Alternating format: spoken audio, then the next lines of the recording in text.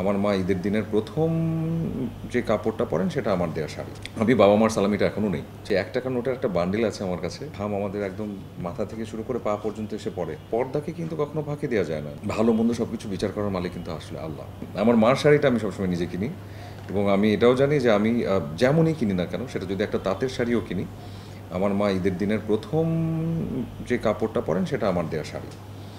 এবং উনি প্রতিবারই বলেন যে, "কী দরকার ছিল তোমার কেনার? তুমি না কিনলে পারতা না? তুমি এবারও কিনছো।" খুব বকাবকি করেন, খুব চিল্লাচিল্লি করেন। কিন্তু ঠিক শেষে গিয়ে উনি ওই শাড়িটাই পরেন। পরার পরে এসে দাঁড়ায় থাকেন যে এবং চান, পা ধরে সালাম করি, এই জিনিসগুলো থাকে। তো ওগুলো খুব মজার। আমি বাবা মার সালামিটা এখনও নেই, ছাড়ি না। এবং খুব মজার মজার জিনিস আমার কাছে আছে।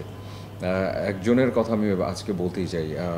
আমার পিছনে আরেকজনের অনেক অবদান আছে। তিনি হচ্ছেন তাজিন হালিম, আমাদের আফজাল হোসেন আঙ্কেল, ওনার ওয়াইফ তাজিন আন্টি। এবং ঈদে এবং বিশেষ দিনগুলোতে উনি এমন কিছু গিফট আমাকে দেন, যেই গিফটগুলো আমি কালেক্ট করে রেখেছি এবং কখনো যদি সময় সুযোগ হয় সেটা আমি আসলে হয়তো দেখানোর চেষ্টা করব। আমাদের এখানে যে কয়েনগুলো আসলে বিলুপ্ত হয়ে গেছে, এই যে ১ পয়সা, ৫ পয়সা, ৪ আনা, ৮ আনা, উনি সেটা সংরক্ষণ করা একটা ছোট ব্যাংকের মতো সেটা আমাকে গিফট করেছিলেন একবার। ৳১ নোট বিলুপ্ত হয়ে গেছে। সেই ৳১ নোটের একটা বান্ডিল আছে আমার কাছে, ওনার দেয়া। এরকম এরকম অনেক মজার মজার গিফট আছে আমার কাছে। এক রকমের একটা তো চিন্তাভাবনার জায়গা থাকে সবারই। কিন্তু আমি না সাথে এটাও বিশ্বাস করি যে আমরা এখানে যারা কাজ করি আমরা ভীষণ পরিশ্রম করে কাজ করি। আমরা ভীষণ সততার সাথে কাজ করি। এবং হয় না যে এটা কি আসলেও বাইরে থেকে দেখা যায় যে যেভাবে করে আমরা আসলে রোদের মধ্যে দাঁড়িয়ে একদম ঘেমে যাই, এবং সেই ঘাম আমাদের একদম মাথা থেকে শুরু করে পা পর্যন্ত এসে পড়ে, এবং তার বিনিময়ে আসলে আমরা অর্থ উপার্জন করি এবং আমরা যে কাজটুকু করি, এটাও আমরা বিশ্বাস করি যে পর্দাকে কিন্তু কখনো ফাঁকি দেওয়া যায় না। যে আপনি আসলে যে কাজটা করছেন সেখানে আপনি যদি সৎ না থাকেন সেটাও দেখা যায়।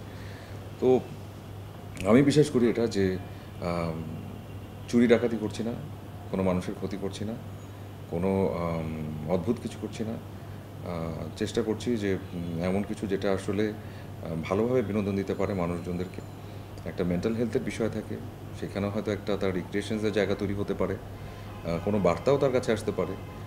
এমন কিছু কাজও আমি করেছি যেখানে আসলে বার্তা প্রধান গল্প আছে এবং একটু ভালো করে দেখলে বোঝা যাবে যে আসলে আমরা অনেক সময় এমনভাবে নিজেদেরকে ভাবি না, কিংবা এমন কথা অনেক সময় বলে ফেলি যে কথাটা বলা ঠিক না।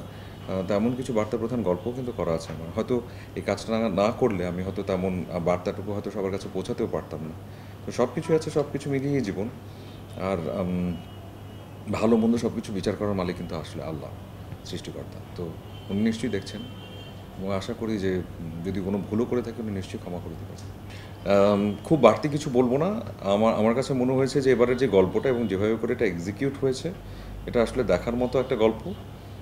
এবং এত টুইস্ট আছে এই গল্পটার ভিতরে, যখন দর্শকরা দেখতে শুরু করবেন তারা নিজেরাই বলবেন যে গল্পটা কেন আলাদা এবং কেন হল ছেড়ে যাওয়া যাচ্ছে না, কেন দেখতে ইচ্ছে করছে।